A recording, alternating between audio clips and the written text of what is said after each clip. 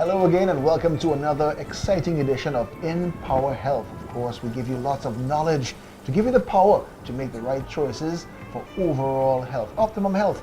My name is Alex Assing and we continue our topic on gut bacteria.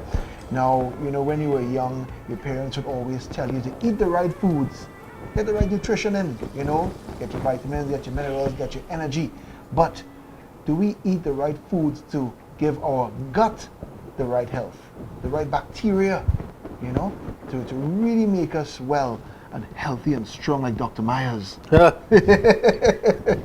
who looks like just 25. What? Did I dare say that? 25 decades? But we need the information, Doc, and that's why we have you, and we're very thankful. No, essentially, I agree with you, Alex. In the book here that I'm reading, you have a Dr. Alessio Fasano, who's the visiting professor at Harvard Medical School and chief of the Division of Pediatric Gerontology and Nutrition at Massachusetts General Hospital. Big dude, right? So that he's saying that he's one of the experts on the microbiome, one of the global thought leaders at the science of the microbiome. The most significant factor related to health and diversity of the microbiome is the food we eat. So here we are. We went off to school and the good teachers said, when you eat, this is what you have to eat for. So you're going to eat vegetables and you're going to get your vitamins. You're going to eat this, which will give you calcium and your minerals. And you're going to eat that, which is going to give you your protein.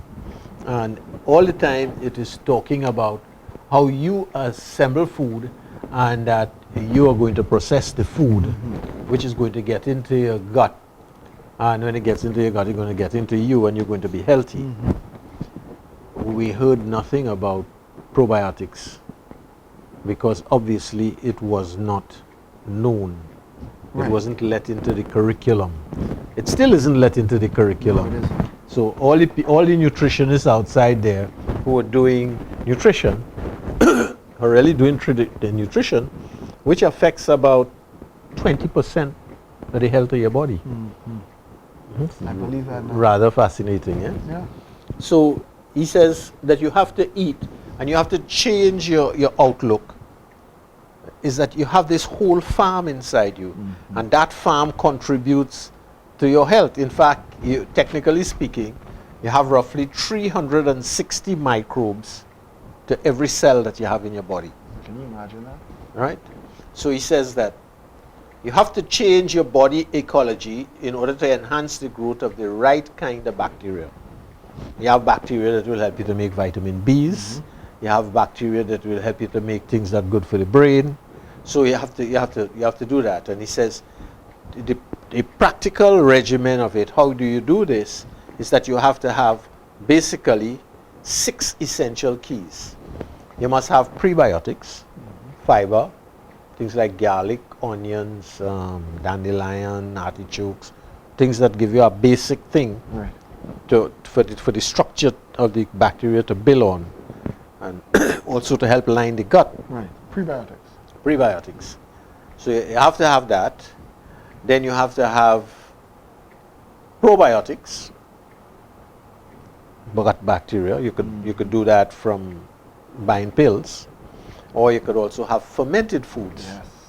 So maybe one of these, when we finish this, we should do a session on fermented foods, because we have to reintroduce fermented foods into the society, so people will understand that is part of your really good health. Yes. I remember going off to Sweden for holidays many years ago, and we by a neighbor having a little fun one evening, and he says, "Come, have some of this." And it was. You're laughing in anticipation. It was a herring. They filleted the herring, and they rolled it up and they stuck a piece of wood through it, skewer. Okay. Right. Not small, Yeah. You could have some. Okay. And I went and I picked it up like that. And when I went to do that, Yeah. Oh, the smell. I put it on fast. Yeah. Because you know what it was? It was rotten herring that had been fermented.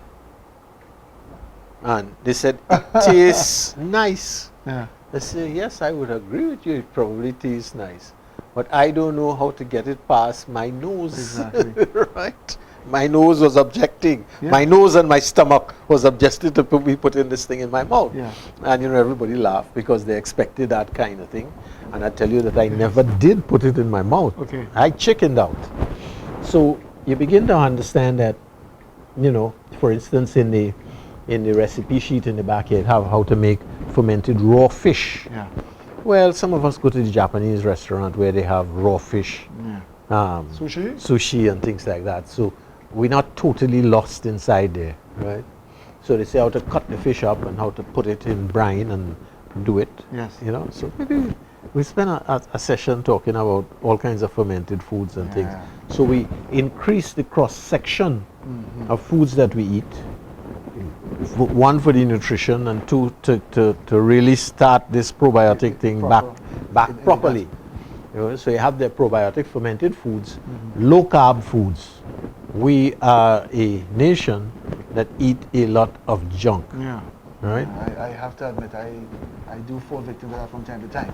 And I'd make special mention on my very good Baptist counterparts who, when they invite you to their Thanksgiving, have a ton load of carbs with a whole lot of fat mothers. No disrespect meant to them, Of course. but I keep telling them all the From a time. biological sense. I keep telling them all the time. You have to stop eating all this flour and things like that Yeah. because 3/4 of them have diabetes. You see the cameraman shaking here, right? Right. Low carb foods. The other thing that we have is this gluten. The gluten in the bread is really the part that is hold it together. Okay. You do something, you bite it and you stretch it out. There was a certain fast food chain that likes to make sandwiches, and up till recently they used to put rubber mat for yoga mat into the bread. What are you saying, though? Yeah, so that when you bite it and you do so, Yeah. it would stretch, and you'd say, "That's a nice bread, boy." How will it stretch? How far exactly will it stretch? I'm wondering. Anyhow, there That sounds a bit odd to there me. was a big uproar Yeah. about it, and they eventually took the rubber out of the flour.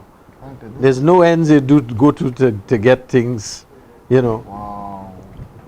And of course, we don't hear that news here, very, very little. Yeah. Because probably the same people who own the restaurant is the same people who own the newspaper, so they can't kill themselves. Yeah. You know what I mean? Totally under control. Yes. So that kind is only, thank God for the television and computer, Yeah. that you begin to get access to some of that Of course, of information course. as you get a little bit thing. Right. So you had to have gluten-free foods. Yeah. The gluten in the flour is playing terrible havoc on the health. This thing that we have. Of course. Here. I tell you a story. I don't know if I mentioned it. I have a friend, and he used to live in Canada, so he's come back. Every time I pass by him, he has knee pains. About my age, Oh God, can't go and do nothing, boy. Yeah. So recently, love this story. recently he come back from Canada. So he greets me and he could scarcely walk in the yard. So what happened? He said, boy, pain, boy, oh God. I say, I want you to do something for me. He said, what's that? I said, I want you to give up flour, bread. Yeah. He said, God. I said, for 1 week. Abomination. 1 week. Yeah. 1 week. He said, a week? Yes. He said, why? I said, I want you to find out. I want you to find out Yeah. for yourself. Okay. He said, well, knowing you, you're not going to say that unless you have a good reason. Of course. So I'm going to do it.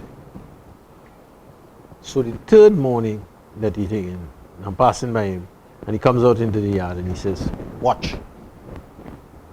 And he take his feet and he pull it up, bent the knee, almost up to his chest. I said, oh, you're getting young, boy.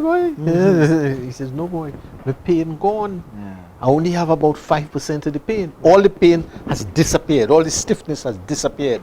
He said, I didn't believe that flour could do that. So for the rest of the week, going good. So the next week I'm passing. And he tell me, he says, you know, Tuesday night, my son come in and he say, burgers. Burgers for everybody. So I tell him, I say, you know, I ain't eating no flour. Mayor's banned me, right? I ain't eating no flour. So, oh God, look at it. It's just two little thin slices of bread. It ain't going to do you nothing, you know what I mean? He says, everybody tune in on him. Well, yeah, just take it. So he say, 9:30 in the night, he sit down and he enjoyed his burger. He said, 2 o'clock in the morning, he get up, pain in both knees. He said, not ordinary pain. He said, the pain come right back. So he get up and he wake up his wife because she was part of the thing too. The conspiracy. He says, now you know, I ain't going and eat no more flour. Right.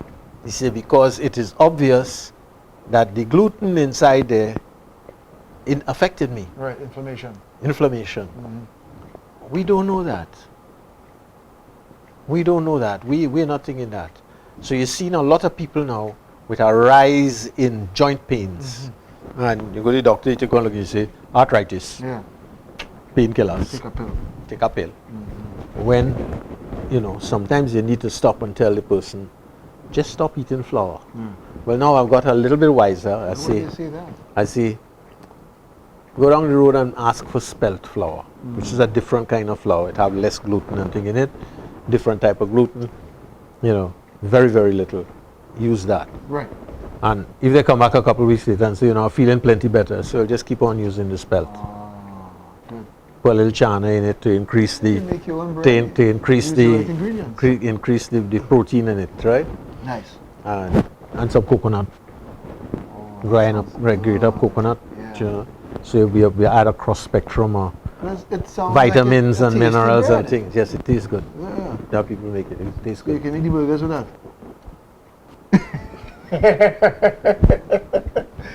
Moving on. You had the problem with all the estrogen and all the steroids and thing in the meat. Oh gosh. So it now means that when you're eating, you have to eat where you're looking at the prebiotics, so you're looking at fiber and certain things, nutrient for the bacteria, Yeah. basic nutrients that will help to line the back thing.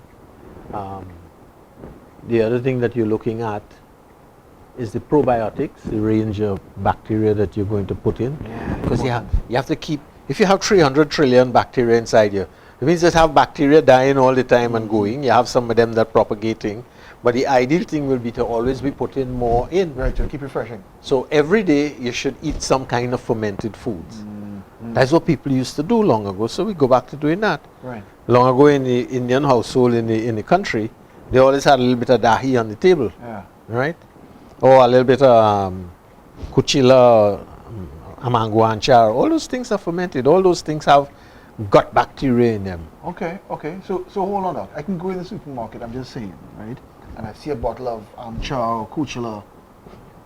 Or, no, I should make my own. You should make Make your my own, okay. Why?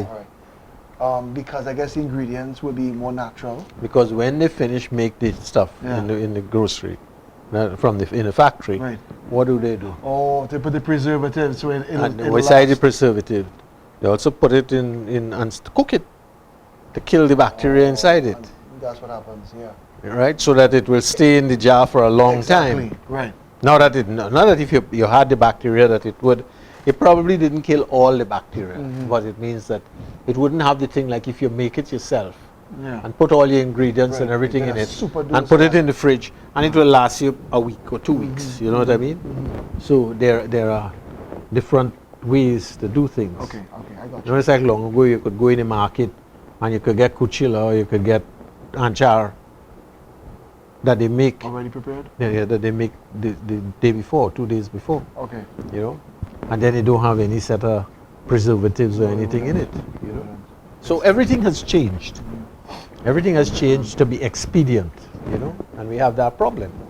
So what it's saying is that you have to go and you have to look at it not only from the point of view of the nutrients in the food for yourself, but on the nutrients that you need for your bacteria. Yeah.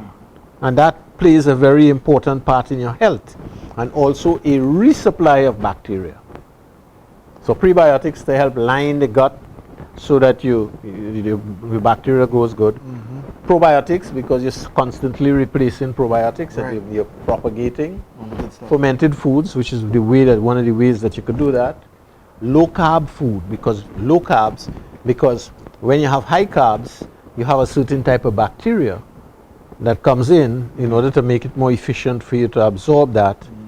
And that bacteria is really not too good for you. It have some crazy side effects like getting you fat and things like that. Yeah. So that if you kept your carbs a little bit low, then what you do is you tend to have the type of bacteria that would keep you slim and also give you a lot of benefits like low blood pressure and all kinds of things like that. So you take it. So you had that. So the recommendations that he makes is the recommendations that would allow them to trace and prevent brain disorders, alleviate moodiness, anxiety, depression, bolster your immune system, reduce autoimmunity, all the autoimmune diseases, improve metabolic disorders, including diabetes and obesity. So it means that I now have to come and, I normally get people off the diabetes thing and get the sugar going back down with diet and exercise and things like that. So my new addition to that now, to make it even more efficient, will be probiotics. Because probiotics make a big change in helping to do it and do it faster. So I now understand why when I put somebody on a regimen, there's some people that will get healed very quickly and there's some people that take a long time. Similarly, if you're trying to treat somebody for Parkinson's, the one thing that you have to pay special attention to is probiotics. Because you could be treating that person and expecting the shaking to stop, and it doesn't, and the shaking stops in that person across there. So you say, what is the probiotics? Correct. I rather suspect, now that I'm getting a better handle on that you have to look at stroke patients too, and the rate of recovery, and what probiotics you're going to feed them that is going to, because they're going to get in there and they will change the whole thing. So you say that one of the things that they've been looking at is the notion of urbanization, how you bring people together, in towns and things like that. Long ago, people were more spread out, they lived in the country. And suddenly everybody wanted a good job and they wanted things like that. So you had a slum next to the city, and then as things begin to progress, people get integrated into the system, and out in the country gets empty, or very empty, So he says that once you start looking at it, then you have to start looking at something else. And this gets really, really neat. He says, of course, other lifestyle habits factor into the equation. In addition to exploring the interaction between the microbiome and the brain, we'll be getting to know a different new discipline, epigenetic medicine. Okay, that sounds like a big word. We hear this thing about genetics, and how your faithful, whatever genetics your mother and father had, that is it. You have the same thing too. And so if you have diabetes, because your mother had diabetes, your father had diabetes, I wonder what happens when neither of them had and you get. Right. Right? Will you give it to your children or will you not give it, right? Right. So what happens is that you have to look at it, and you now have a new science, the science of epigenetics. This science examines how lifestyle choices such as diet, exercise, sleep, and stress management influence the expression of our DNA. In fact, that bunch of scientists is saying our DNA changes day by day. Okay. According to our response to the exterior things that are happening to us. It goes a little bit further and play directly or indirectly into our brain health. I will also share with you the role of mitochondria in brain disorders, inside the cell, little thing inside the cell. From the perspective of the microbiome, the mitochondria are tiny structures within our cells that have their own DNA. Oh boy. Right? So you have two sets of DNA in the cell, one in the mitochondria and one in the cell. Right? The mitochondria are tiny structures within our cells that have their own DNA, separate from the DNA in the nuclei, which is what I was just saying. Okay. The mitochondria can in fact be considered a third dimension to our microbiome. They have a unique relationship with the microbiome in our guts. So what he's saying is that the DNA in your bacteria helps you to interfere with the DNA in your mitochondria. Right. So the DNA, your gut bacteria, doesn't only make stuff to help you and help to control the inflammation, it helps you to change your DNA. Yeah. So That's what it seems like that this symbiosis in this second brain here, right, has a very, very intimate relationship. Okay, a very, very intimate relationship. So he says there's no single test for knowing what kind of bacteria you have, but you could ask a set of questions. Right. Right. He says, you're going to ask a set of questions. You have the questions here. And you will answer. And according to the amount of yeses you have, we'll decide whether you probably have good bacteria or whether you have bad Are bacteria. you going to ask me? Of course. I kind of knew that was coming. I don't know if you'll know this one. Okay. Did your mother take antibiotics while she was pregnant with you? You're right. I don't know. I don't know. So yeah, if your mother's still alive, you'll ask her. Yeah, And then I she think I say, boy, that's so long ago, I can't remember. Oh my gosh. I tried to remember. Right? Did your mother take steroids like prednisone while she was pregnant with you? So you see right away what they're trying to see is the effect on her microbiome Exactly. while you were in the womb. Correct. And what effect that will have. Right. Right. Right? That's a good place to start. Were you born by C-section? No. All right. You see?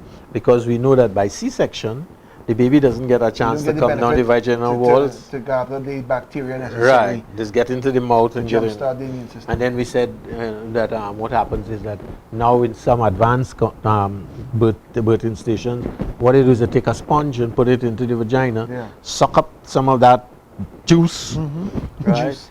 Yeah. Liquid, Right.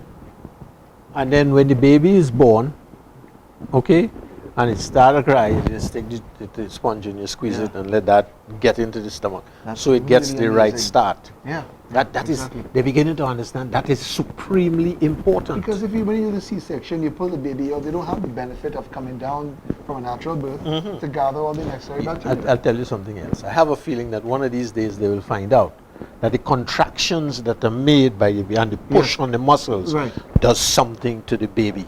Okay. They have nothing that God make that doesn't have a use. Right. Okay. Right? Okay. It's like I'm telling you, we're going to cut out your appendix. It ain't no use. How long ago they used to cut out your Your tonsils? the tonsils. Yeah. Because it was a little bit inflamed. It ain't no use. The father was like, let me take it out. Yeah. It inflamed. No.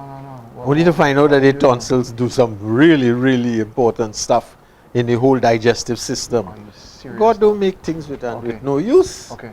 He'd be a redundant God. Right? Makes sense.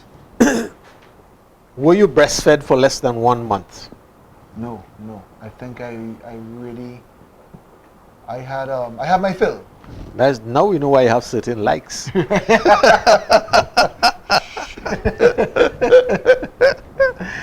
I couldn't resist I now. realized that. Right? Yeah. So it means that if the baby wasn't breastfed for more than a month, that the range of gut bacteria that would have been imparted by the mother into the baby as a continuation of what started Correct. would be short. And since the feed manufacturers haven't realized the importance, I'm going to make a prediction. And the prediction I'm going to make is just now you're going to see feed coming out, and they're going to have a whole list of probiotics that they Right. have in the feed Included. to make it similar to what the baby will get from the mother, Nice. so that you will minimize all the allergies and all the colds and all kinds of things that come along. Right. You want to take a bet on that, and we'll sit down if we're still around and tell the audiences, we said so. Yeah. Right? Exactly. But I don't doubt that because they're going to be able to make some more money. You know? Yeah. Bottom line. Yeah, exactly. Bottom line. Exactly. Right? So some big company will go and buy out some little probiotic company, so they can take all the probiotics and put it in the stuff. Yeah. You know? I hope there's no downside to that. We'll get there. Did you suffer from frequent ear or throat infections as a child? I You can't- think I had an asthmatic condition when I was about Did it? 9 or 10, 11, somewhere around there, Yeah. where I get a lot of wheezing. So let me ask you a question. Yeah. I don't have asthma. Did anybody die in your family around that time? Brother, Yes. sister? No, my grandmother. Grandmother? My grandmother, yeah. I think it was around that yours time. close? Very close. Oh, Very, all right. very close, yeah. Yeah. Hmm? Yeah, I think that the wheezing could have been contracted from that whole era. Did you require air tubes as a child? No, but No. I did use the inhaler temporarily. Right. Did you have your tonsils removed? See, we get back to the tonsils thing. Unless someone did it in my sleep, no. All right. Have you ever needed steroid medications more than 1 week, including steroid nasal and breathing inhalers? Well, So you begin to understand that the steroids that you use in the asthma thing, yeah. they sure enough they save the person's life, right? But they mash up the Killing liver. right, yes, yes, yes. They mash up the whole microbiome in the stomach. So the very thing that you're depending on to stop the asthma, which is the microbiome, Yeah. the steroids is killing it. So just now you'll have steroids and you'll have probiotics that you take Right. in order to replace the probiotics that is being killed. Lovely. You know, because this thing is now beginning to show its importance. Correct, correct. I love it. Did you ever take antibiotics at least every 2 or 3 years? Once every 2 or 3 years. I remember taking antibiotics. Right, so for then different the reasons. chances are that you have an impeached microbiome system, unless you've been replacing it with the good guys, Yeah, it could have been. right? You don't eat a lot of fermented foods, do you? No, not really. You don't eat a lot of probiotic foods like yogurt and things like that? Or better still, kefir, No, no. The real yogurt, no. No. right? Are you gluten sensitive?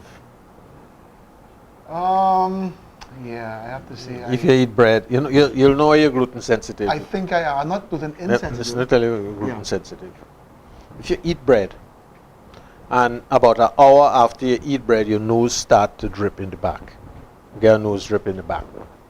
That is one of the ways. I can't remember. Or if you eat bread and an hour later you start to scratch your skin. Ooh. You know, allergies. Okay. That's what gluten sensitivity mean, because you cross a certain barrier, Alright. and what you put into the body really is a kind of toxin, and so the body responds to it. Well, what I was thinking doesn't make any sense, because when he said gluten sensitive, I was thinking, well, I can eat bread and whatever and I'll be fine. Yeah, but what's your But definition of fine? You can't be fine because gluten isn't good for you. Right? Okay. Well, some people have the ability to handle it better than others. What about having a high metabolism? Does that affect your ability to? I don't know. I don't think so. I think it will have to do with gut permeability and things like that. Yeah. Right. Do you take acid blocking drugs? No. I have a thing about acid blocking drugs. You know, they go to the doctor and you have a little acid reflux, and they give you acid blocking drugs. The other thing I noticed is that Already had that problem. if a person is taking more than 2 or 3 different Western medicines, I notice that the doctor normally puts them on acid blockers. Okay. But acid blockers destroys the acid in your stomach. So it destroys your ability to absorb digest. your minerals properly. Right, right, okay. So right away, the doctor started starving your minerals. Probably very unconsciously, not thinking it through, you know. But it's not only that, it also, the acid helps to break down the protein properly for absorption. Right. So a person who is on acid blockers are really starving themselves of a lot of You things. can have a protein deficiency. So if you listen to some of the acid blockers adverts, it says, do not take for more than 2 or 3 weeks. Okay. Consult a doctor if you have to take it for more than 2 or 3 weeks. Right. So obviously, rather than they say it's of a calcium deficiencies or magnesium But deficiencies. you usually hear that really sped up at the end. Oh yes. Okay, Yeah. well, at least we told you. So if you don't have a fast speed check in your ear to go blips and get in sync. And it's usually quite small if it's on the screen. Yes, yes. Do you have food allergies? Are you extra sensitive to chemicals often found in everyday products and goods? You know, sometimes I might burn a little incense in the office. Yeah. Make the place smell nice. There are some people who go crazy, they run out and say, I can't take I that. don't mind it. I don't mind it. You know, there's insulin, there's sensitivity to scents and things like I that. love scented candles. Right? Oh, good. Yeah. Have you been diagnosed with an autoimmune disease? Right? Do you have type 2 diabetes? No, I don't think so. Are you more than 20 pounds overweight? No. I think I'm pretty No. fair. in terms Do of you height. suffer from IBS, irritable bowel syndrome? What exactly is that? That is when, Itchiness? no, irritable. IBS is when the intestine forms little pockets on it, and it can be very painful. Oh, no, You know. no. Safe. Do you have diarrhea or loose bowel movement at least once a month? I think so, Doc. That is because you have if you have I think- if you have a bacteria in the gut, Yeah. and with a combination of certain foods, it triggers off a response. I may get that. I may. You know? Yes. You're right. Do you require a laxative at least once a month? No. So it means it's either you have diarrhea or you have constipation. So it's No, both end of the spectrums, I'm pretty happy on the seat. right? Do you suffer from depression? What do you think? I don't know. No, I don't. I don't know if you're a depressed dude. I'm a real happy guy. People who know me and I know myself, I don't. I am so happy. Yeah, no depression. Sorry. I bet you're curious now as to what all this means, right? So he says that you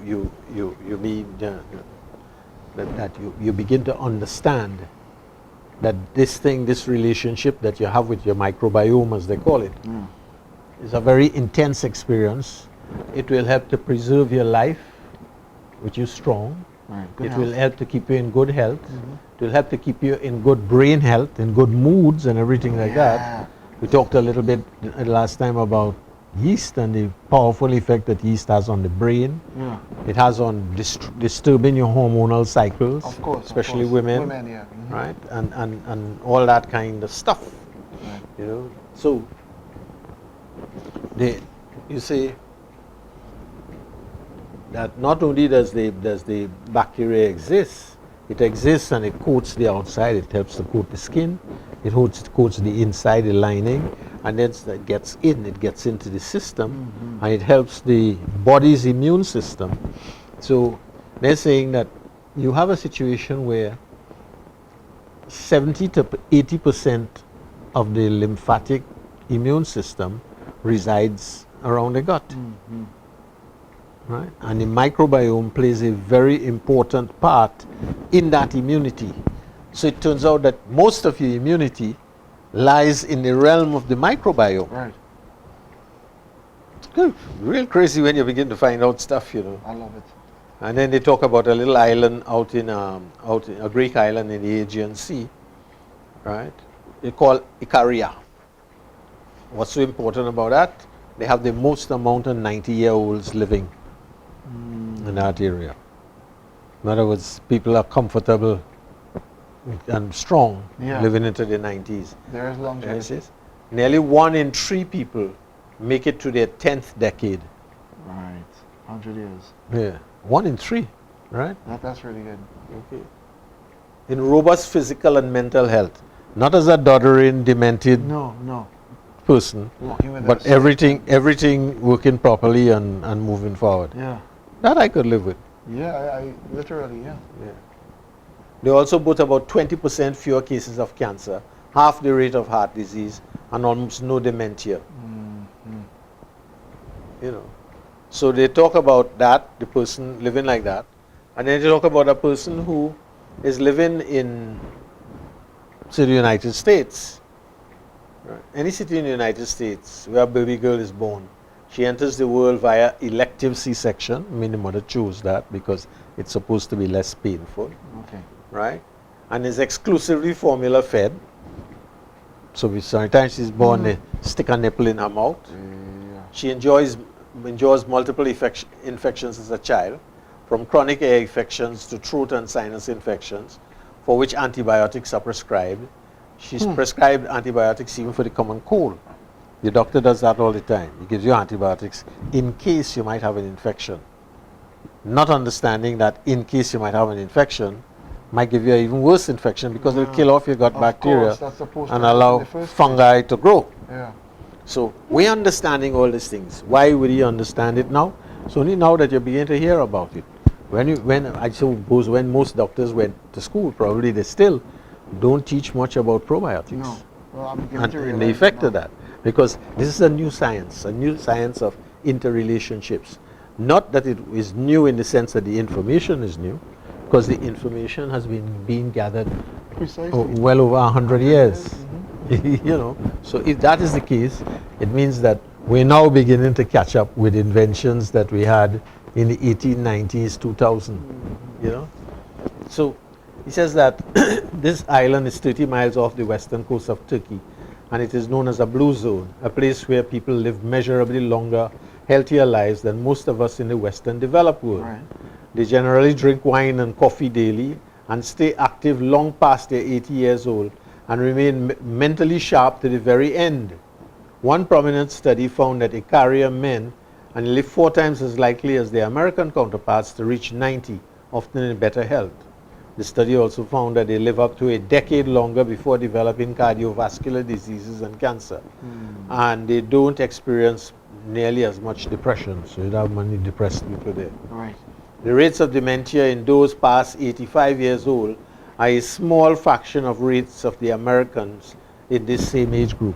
So they say that when you compare 80-year-olds to 80-year-olds in the United States, it's like chalk and cheese. Yeah, They yeah. they think it. Of course, and we understand why now. So he says that in the gut bugs, you have at least 10,000 different species of gut bugs. 10,000. And they say that the number may even exceed 35,000. Right? So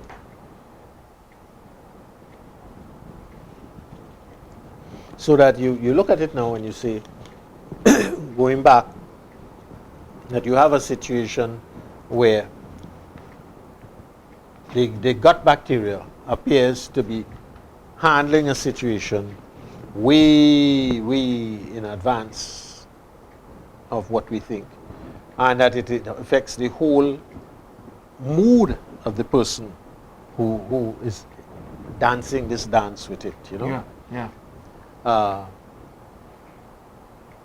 You probably don't know that you have a whole ecosystem living inside your that digestive tract that pretty much commands your whole body. Yes. And we'll find out that one of the ways that it commands the body is via the vagus nerve, which is a big nerve going down from the brain down the head into the stomach, connecting up everything. Right. So it's not that it's really, some airy-fairy thing. It's actually there, and they actually plug into the vagus nerve. Remember a few months ago we were saying that fungi in the gut has a way that it can tune in on the vagus nerve. It can put a plug in, Okay. and say, send sugar. Yes.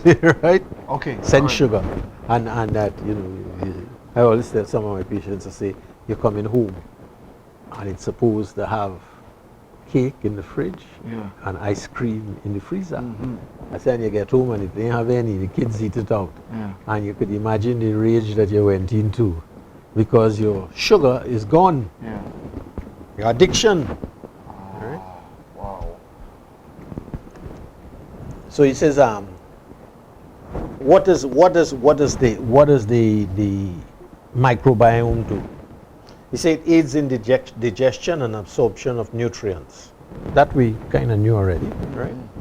Create a physical barrier against potential invaders such as bad bacteria, pathogenic flora, harmful viruses, injurious parasites. Some types of bacteria have little threads, tails, where that help them swim, the flagella, as these threads are called, and have been recently shown to stop a deadly stomach retrovirus in its tracks. In other words, the viruses, the good viruses, fight the bad viruses in the stomach and dispose of them. It acts as a detoxification machine. The gut bugs have a role in preventing infections and serving as a line of defense against many toxins that make it down into our intestines. In fact, because they neutralize many toxins found in your food, they can be viewed as a second liver. So that whole separating is really, when looked at its movement relative to the whole body, you could say it has the same role as a liver. Looks like a liver. So when you decrease the good bacteria in your gut, you can increase the workload of your liver. So if you have good gut bacteria, you decrease the load of the liver. Right, So you right, get yeah. a better living condition. Profoundly influence the immune system response. Contrary to what you might think, the gut is our biggest immune system organ.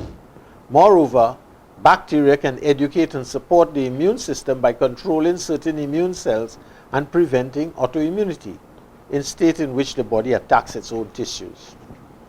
Produce and release important enzymes and substances that collaborate with your biology, as well as chemicals for the brain, including vitamins and neurotransmitters. Can help you handle stress through the floral effects of your endocrine hormonal system. In other words, you have stress going, the gut bacteria looking on at this, knowing that you have that, will manufacture stuff and send it into you in order to change that stress. There's some friendly guys. Right? I'll say so. To assist you in getting a good night's sleep.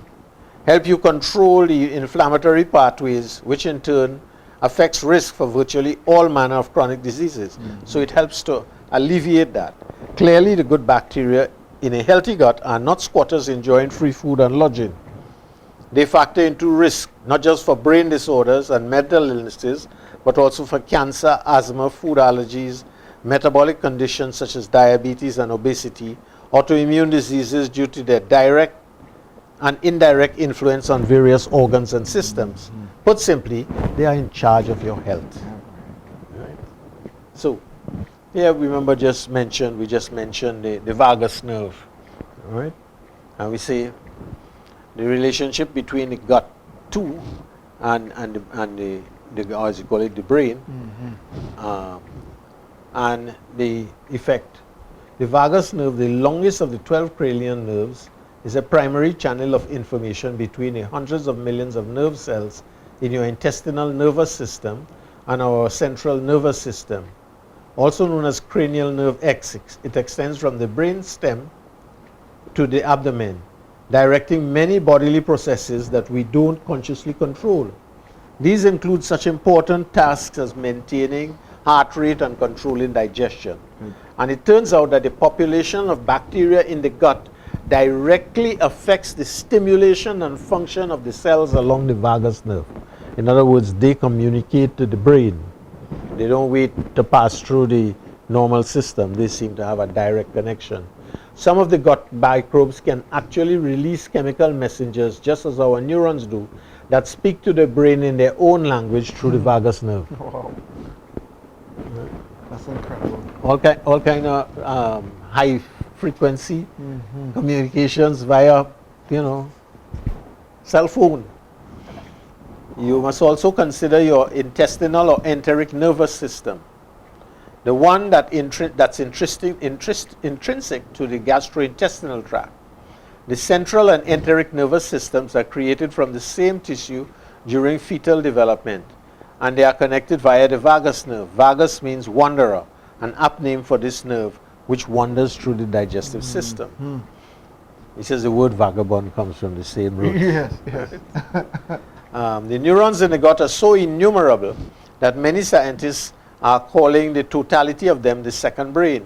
Not only is this second brain regulating muscles, immune cells, and hormones, but it also manufacturing something really important.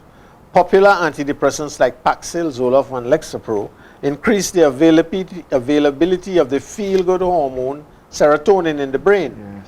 You may be surprised to find out that an estimated 80 to 90% of the amount of serotonin in your body is manufactured by the nerve cells in your gut. Huh? So the feel-good hormone comes from your gut. Yeah.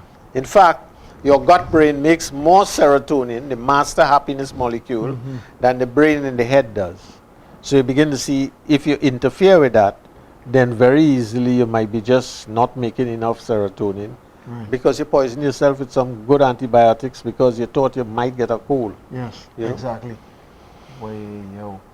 Many neurologists and psychiatrists are now realizing that this may be the one reason why antidepressants are often less effective in treating depression than dietary changes are. In fact, recent research is revealing that our second brain may not be second at all. It can act independently from the main brain and control many functions without the brain input help. Right. You know, so you begin to understand that we're dealing with a colony, and that colony has a whole lot of stuff that we're beginning to find out.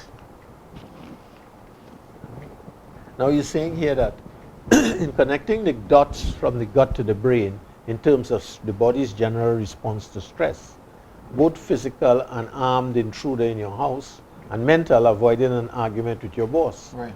He says, unfortunately, the body isn't clever enough to distinguish between the two, which is why your heart can pound just as hard before you prepare to run away from a burglar as when you're walking into your boss's office. Right. Both scenarios are perceived as stress on the body, even though only one, escaping the intruder, is a real threat to your survival. Correct. Correct. So you act like if your meeting with your boss is a threat to your survival, Life or death. because that is what your head has done to you.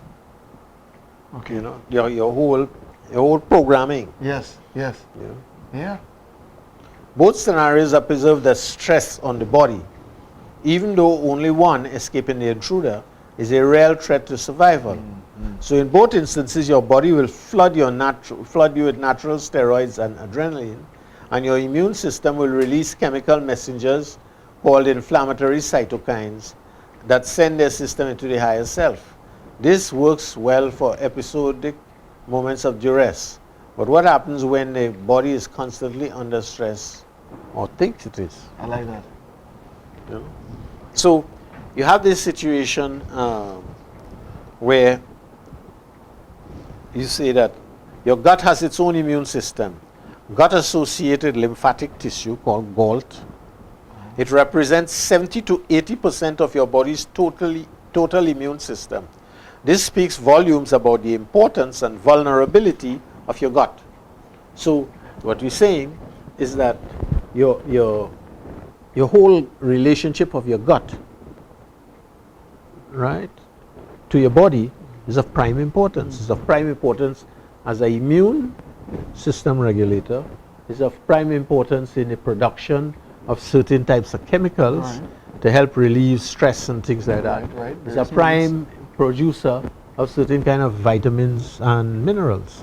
In fact, there was a French scientist who did some experiments out in the Saharan desert with fellas working on the oil rigs. He had a theory that the body had the ability to transmute metals. In other words, if you fed a person outside, Yes. say a lot of sodium, and the body had need for potassium, that if you had the right structure in the gut, that the gut would take the sodium or the calcium and turn it into potassium. So he surmised what he would do is he would take the diet and he would measure the amount of potassium that he should have, and the amount of sodium and the amount of calcium and everything like that. And then they'd feed the fellas, and then the fellas would poop it out. And when they poop it out, they'd collect the poop and they would measure the amount that it has. Right.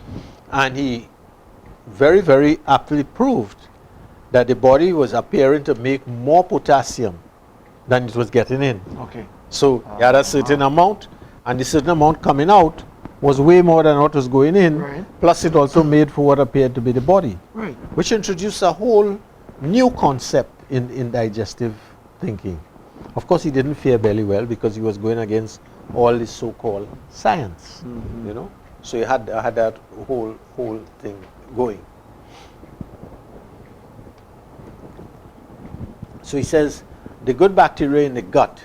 He says there are some people that if they have the wrong bacteria, they respond to pain different to people who don't have that. That's really interesting. You know, so that if you have good bacteria, your response to your pain would be much less violent than if you had bad bacteria. Some people say, "Boy, I can handle pain." Yes. Others can't. Okay. So he says The good bacteria can turn off the chronic immune system response. They can also keep in check the cortisol and adrenaline, the two hormones associated with stress that can wreak havoc on your body when they are continually flowing. So that opens up a whole can of worms that the bacteria can get in there, and it can actually bypass the systems and go in and control what is going on, because it is inimical to the body's state, So, all right. He says there are two types of bacteria. 90% of the bacteria in the column is represented either by the Firmicutes bacteria or the Bacteroidetes bacteria. Okay. The Firmicutes bacteria is what we call a fat-loving bacteria. It has been shown that the bacteria in the Firmicutes family are equipped with more enzymes to digest complex carbohydrates, and so they are much more efficient at extracting calories from food. So he's saying that if you're a person and you love to eat a lot of high-calorie foods, then what will eventually happen is that your body will begin to assemble more Firmicutes bacteria, which is very good at handling the fats and the carbs in the body, and that you will get fat. Whereas if you change your diet, the other one, the Bacteroidetes, they are not fat loving. So they don't do anything with the digestive. So you just boom, take it out. So you have 2 or 3 different things. So he says the notorious bacteria, the Escherichia coli, for instance, produces vitamin K, but can cause severe illnesses. So the coli, the E. coli as you say it, has a good point. And the point it is that it will cause the body, it will make vitamin K for the body, and vitamin K is very necessary for thinning the blood, and it's very necessary for the absorption of certain chemicals, or non-chemicals. So this Heliobacter, the Escherichia coli, produces vitamin K, but it can cause severe illnesses. You have the Heliobacter pylori, which causes peptic ulcers, but helps to regulate the appetite in a positive way so that you don't overeat. I mean, they've had lots of articles on the web about it, that you need your pylori in order to control the amount you eat. It has a whole signal sent back that it does to the brain, say, hey, you're all right, you have enough food. Whereas if you don't have that, you just keep eating and eating until the whole thing I falls think I had apart. that problem at one point in time.